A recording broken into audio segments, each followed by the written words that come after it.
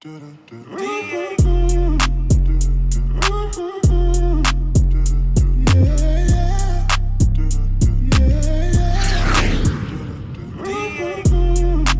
going on, y'all? Ooh, child. Let me tell you, I have been working nonstop. Some stuff with flying, some stuff with media, and on that side of the spectrum. And for me, I am tired and I'm ready to go home. I'm bundled up because I'm freezing. As you can see, I have no makeup on. I know I always give you guys the beat face videos, but this video is like straight bare when you've been working 6 days straight and you just like, child, y'all might get a little under eye concealer, and that's it, because that's where I'm at right now. But welcome back to my channel, and if you have not subscribed to my channel, make sure you subscribe to CeeLo, because I'm glad you're here. And I wanted to make a video while I'm still awake, because that bed over there, I'm about to be in that bed in a minute.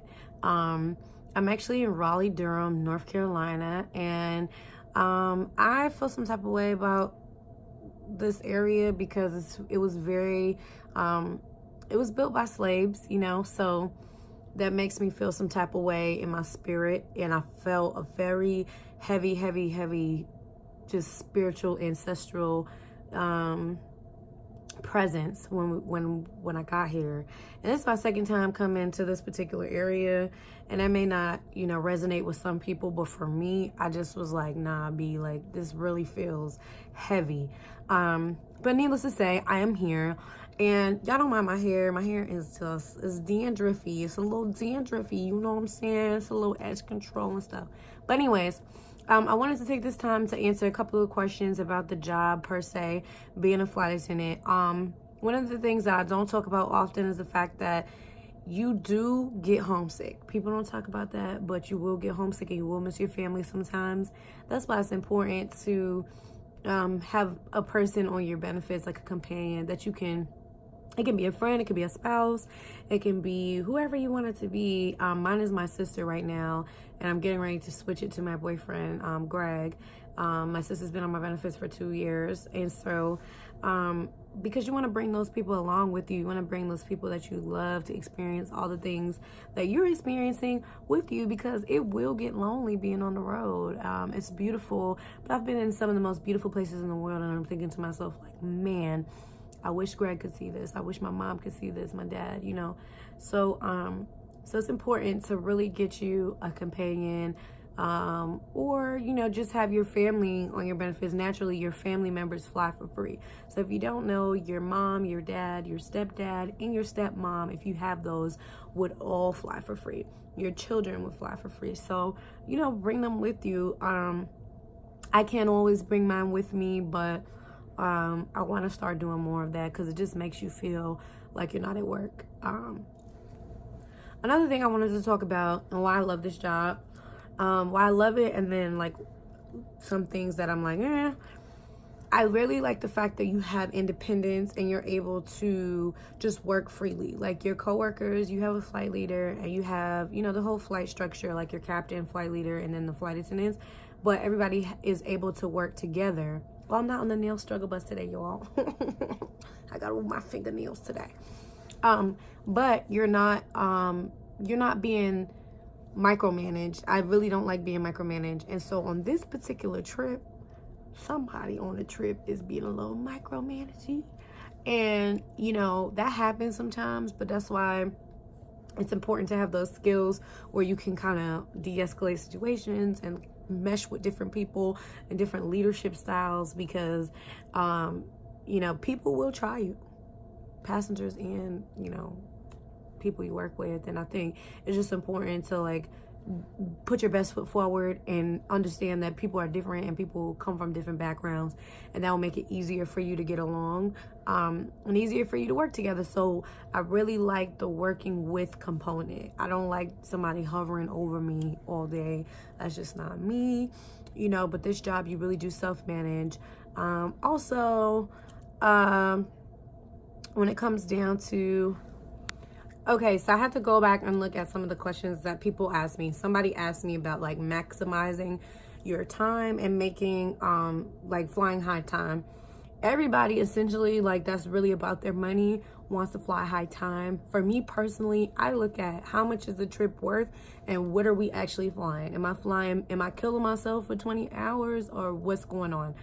So my typical rotation, I like to look at 3-day trips that have 2 legs a day. 2 flights done, 2 flights done, and layover.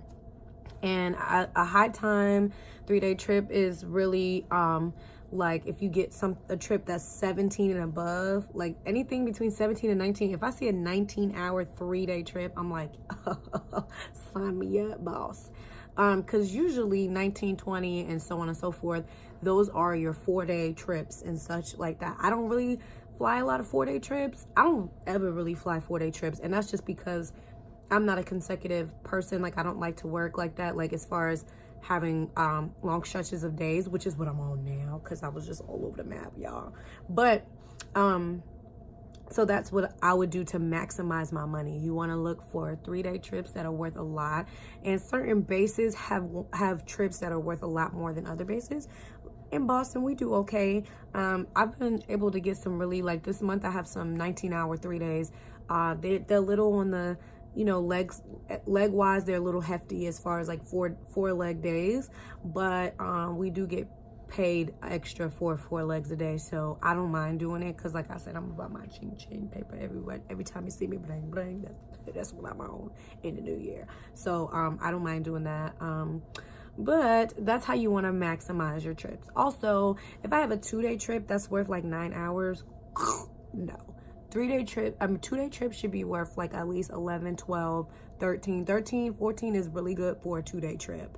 So if I see those, that's what I'll pick up. My Dominican Republic trip was actually 11 and some change, but then you get international pay for that international component. So I didn't mind it, and it was a beautiful layover. Now, I can make exceptions if it's just something that I really want to do. Also, like I said before, I really bid for long layovers because I need rest. Like the layover I'm on right now is a 2-day, 23-hour layover. So I'm literally about to get some really serious rest because I kind of feel under the weather. That's another thing with this job. You will get sick. So just know that. Just be taking vitamin C when you're in training, and just know, like, there's a possibility I'm gonna get sick because you enter this environment, this capsule of germs, and you're around all these people, and one day you could be in Amsterdam and the next day you could be in New York City, and you're just like, wow, like the climate change. Additionally, let me tell you the story behind this coat. I bought this coat for $19 this week in LA because I was on an LA layover, and I was also out there doing some work at the Grammys. Woo, woo, woo. And I did not have a coat because I'm thinking this is LA, it's supposed to be sunny, and it was 30 degrees. So I had to buy this non-compliant coat, and I'm really, really sad because, well, it's fly, but I really need my big black puffy coat because it's freezing in these streets. So yeah, so I hope that's helpful in that the money portion of it. But I just want to say, just like anything else, you know, your job has your pros and your cons, and like I've said before, I really love what I do. I love people. I'm a people person. I like to chit chat, you know, I like to crack a couple of jokes. And so yeah, y'all, one thing I will really stress is that you know, be on top of your stuff. Sometimes, like for me, for a commuter, I kind of got a little lost this time, and I didn't ask the system for what I want. Ask for what you want. Always preference, which is basically asking the system for what you want. And I didn't do that this time around, and my schedule got a little thrown off. I still made it happen. God's grace is sufficient, but it could have been a close call. So just make sure if you're a commuter, you're really on top of booking your stuff, your jump seat, your A days, just all that stuff, because that'll really keep you nice and squared away. Now, this is a very short video, and I want you to tell a friend, to tell a friend, to tell a friend to make sure they are subscribed to CeeLo Fly. If they have questions, I know everybody DMs me, and y'all, I love y'all, I really do. I just can't respond to every DM because I'm always on the go, and this is the best way I can get it out. So even if you send me a DM and you send me questions, check back with my channel, and I will do my best to answer your questions on my channel, on my videos.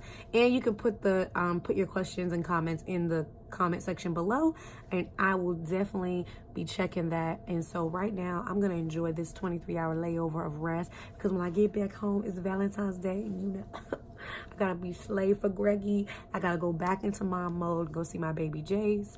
And yeah, so make sure you subscribe to CeeLo Fly, and I'll get back with